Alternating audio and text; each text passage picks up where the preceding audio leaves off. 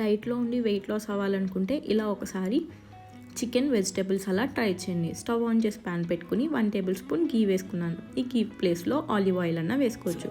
ఒక 200 grams chicken తీసుకుని ఒకసారి ఫ్రై చేసి మూత పెట్టేస్తే ఇలా వాటర్ అనేది రిలీజ్ అవుతుంది.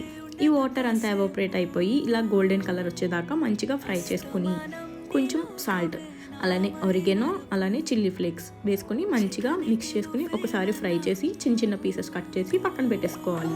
ఇప్పుడు ఒక మిక్సింగ్ బౌల్లోకి కట్ చేసి పెట్టుకున్న ఆనియన్స్, క్యాప్సికమ్, టమాటో, కీరా, స్వీట్ కార్న్, బాయిల్ చేసి పెట్టిన స్వీట్ కార్న్ వేసుకొని అలానే చిన్నగా కట్ చేసి పెట్టుకున్న చికెన్ పీసెస్ కూడా వేసుకొని బాగా మిక్స్ చేసుకోవాలి. ఇప్పుడు నేను ఇక్కడ 2 టేబుల్ స్పూన్ మయోనీస్ అనేది యూజ్ చేస్తున్నాను. మీకు మయోనీస్ అంటే ఇష్టం లేని వాళ్ళు కర్డ్లో కొంచెం ఉప్పు, కారం, పంచదార వేసుకుని కూడా డ్రెస్సింగ్ రెడీ చేసుకోవచ్చు.